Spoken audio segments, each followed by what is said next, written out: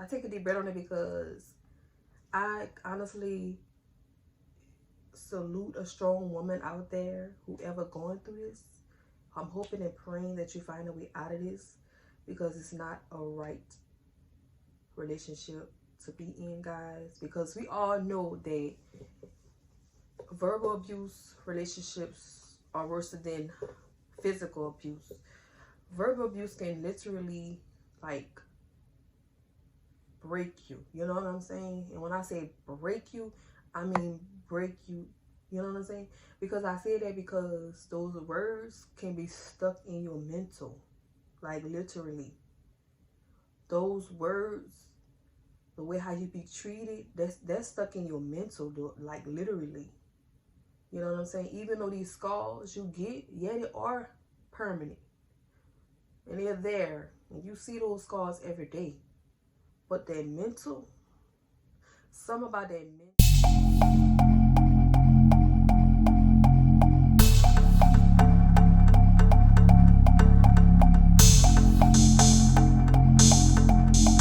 Someone literally verbal abuse you and tell you you ain't you know what I'm saying? That literally hurts. That makes you feel like done. You know what I'm saying? Literally. So anyways, I don't want to keep talking about, I don't want to start to get a little emotional. Y'all know the little emotional thingy. I don't want to start getting all that. So as time went on, I overlooked that, and I was like, maybe he just, not relax. He just want to just, spend more time with me. Like, I know we was gonna spend time with each other for a good little minute. You know what I'm saying? So I was like, I wonder why he acting like this. And I was like, I did ask him. I said, so what is the problem? Why don't you want me to go and be with my mom and my sister? So he was like, well, it's not that I don't want you to be with your mom or your sister. I just want to spend time with you. I just want to, just be around you. And I was like, so we spend time enough. We see each other enough. So don't you think we don't need our space from each other? And he was like, but I understand what you're saying, but I just love being around you. So I feel like, oh my God, what the hell? So after I had the conversation with him, excuse me, after I had the conversation with him, he was like, is it a problem because I like to spend time with you? I said, no, it's not a problem at all that you want to spend time with me. It's just that I need some space between you and I. And he was not having that. So another situation occurred when he got mad about something. Y'all, I can't remember what it was he got mad about. Oh, I think it was, we was having a conversation with each other. And he thought I was having my mom and sister's side, and he flipped the hell out. He picked up a chair and broke it on the wall, y'all. He broke the chair on the wall. And I was like, oh my God, I'm scared. So I was like, I don't know what to do. Like, I don't want to call my mom and them. I don't want to worry them. I don't want to let them know what's going on. I was like,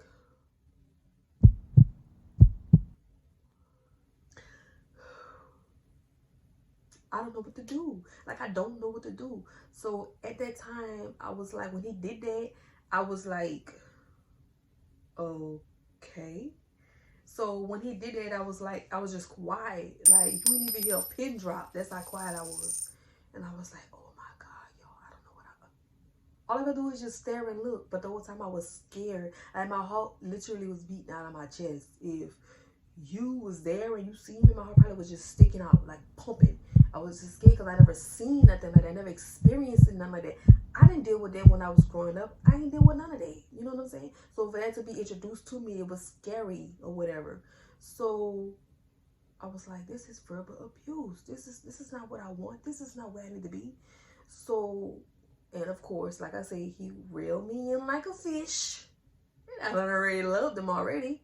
So, once you're being in love with someone, you're willing to stay, you're willing to do whatever you got to do because you're in the relationship, to be there by each other's side. So, and this happened for a couple of years, and I was like, and then after that happened, I wound up pregnant. So I wound up pregnant. So once I wound up pregnant, I found out I was pregnant. I was about, I was like 4.5, 5 months, y'all. I was down there. So when I finally had the opportunity to go to the doctor to go see what I was having, I had the baby had an abnormal heartbeat. And I was like, huh? I was like, what? They told me the baby had an abnormal heartbeat. And I was like, oh my God, what am I supposed to do? And I did not go do a second check at another doctor to see, hey, is this really true? That is an abnormal heartbeat, that you don't hear anything. And I was devastated. Like, I was devastated because I went to the doctor that Monday and I ended up having to have a D&C on that Wednesday. Mind you, I went to the doctor on my own. Well, not on my own. I went to the doctor. My mom and my sister was there with me. Mind you, he did not come with me. He stated that he don't like hospitals. And I was like, it does not matter if you like hospitals. This is the time that I need you here.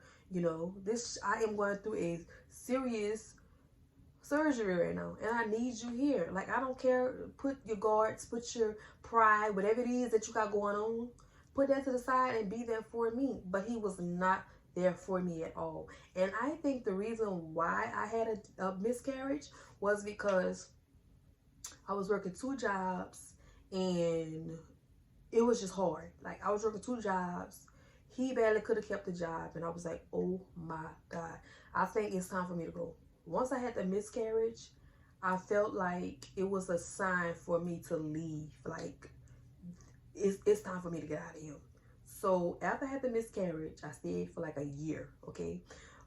After that year, I got out of there. I said, you know what?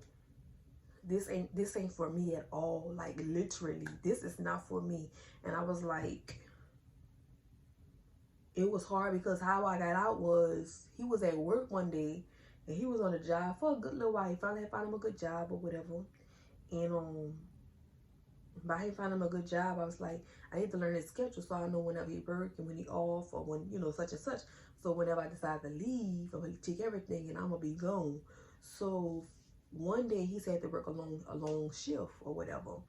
So he had to work past 12 hours. And I was like, oh, because we was talking and conversating or whatever. And I was like, oh, you working past 12 hours? Oh, you must be tired or something like that. Or, you know, go. So after that, I was like, you know what? This is my move. This is my mother effing move. This is my move right here. So after he finally told me he was working past 12 hours, I was like, you know what? I got to get out of here. So what I did was I started slowly but surely packing my stuff. Like, before I even decided to leave, I was slowly but surely packing my stuff on GP. He didn't even know. So when he finally told me he was working them 12, I passed him 12 hours. I packed my stuff, y'all. My stuff. And I got on, baby. I left. Like, I ain't look back. Baby, I tell you, when you see the all you see was dust. That's all you see was dust. I ain't left nothing behind, baby. I took everything with me. Like, literally, I was like, I ain't going back. Yo, when I tell you that relationship taught me so much, like, literally, that relationship taught me so much, y'all. Like, it broke me. It didn't broke me completely, but it broke me. Like, I thought this was all I was able to have. I thought this was all I was capable of. I thought that this was the person that I'm gonna be for the rest of my life. I feel like I wasn't gonna find nobody that's gonna treat me, you know, any better. Well, treat me like I'm supposed to be treated.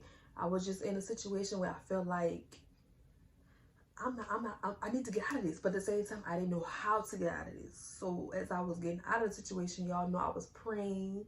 I was just asking God to just get me out of the situation. And as he was getting me out of the situation, y'all, I was just like praying, and I was like, yo, Lord, thank you so much for this, because I think if I would have never got out of this relationship, I think it would have got worse, and I wouldn't have never really got nowhere. I wouldn't have never been in a situation.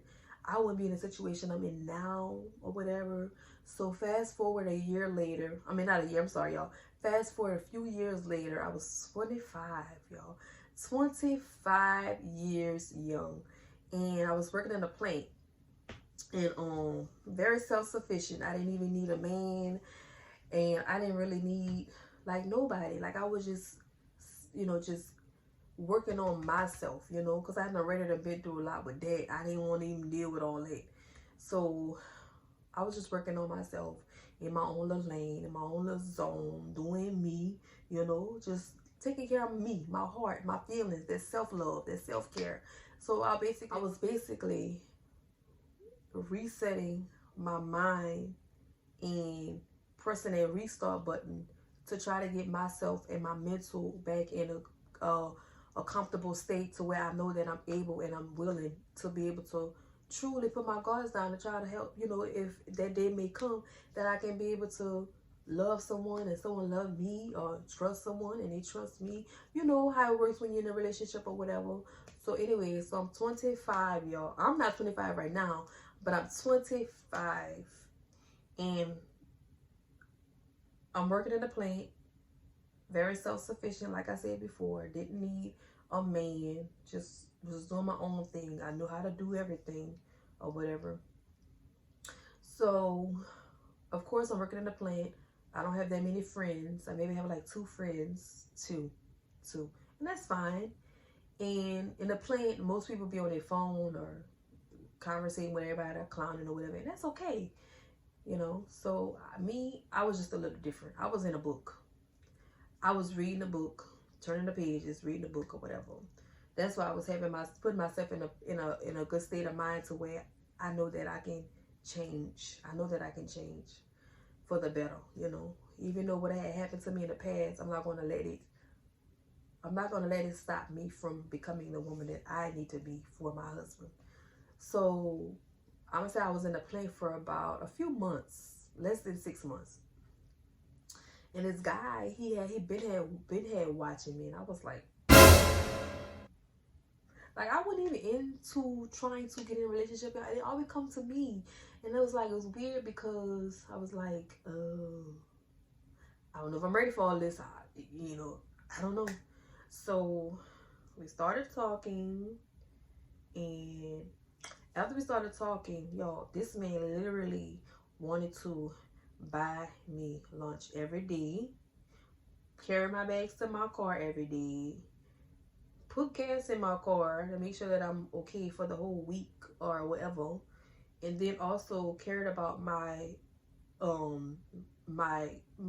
being. My being? What is my being? What is a being? I don't know. He just was so caring, and he was just so thoughtful, and wanted to be there for me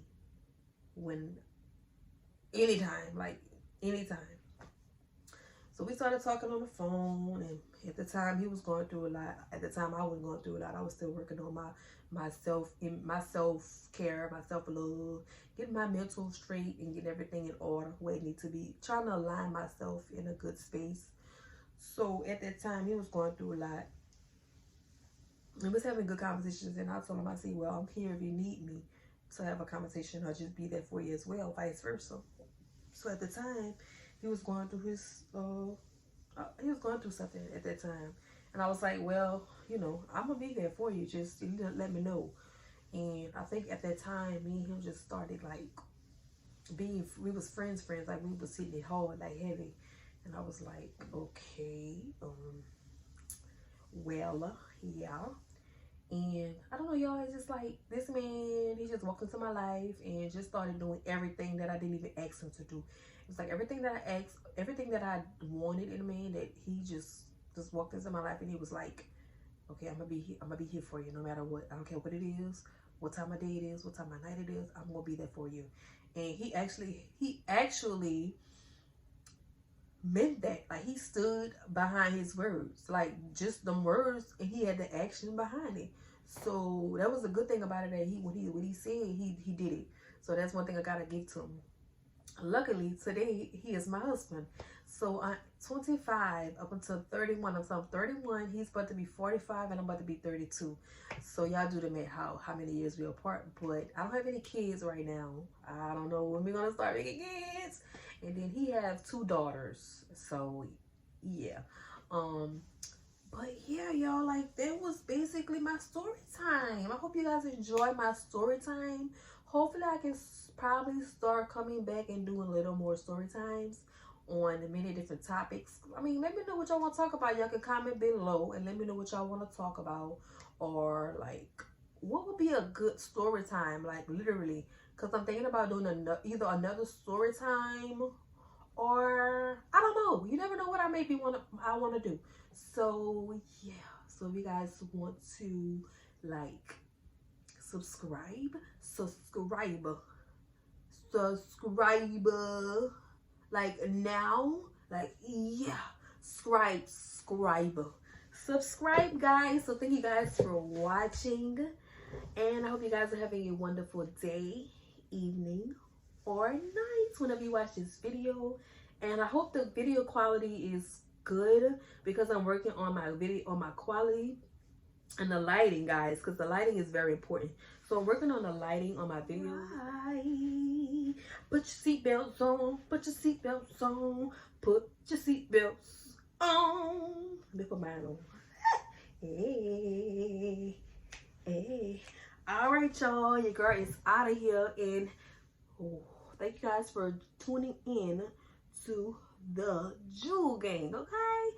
The Jewel Gang, baby. Bye, y'all.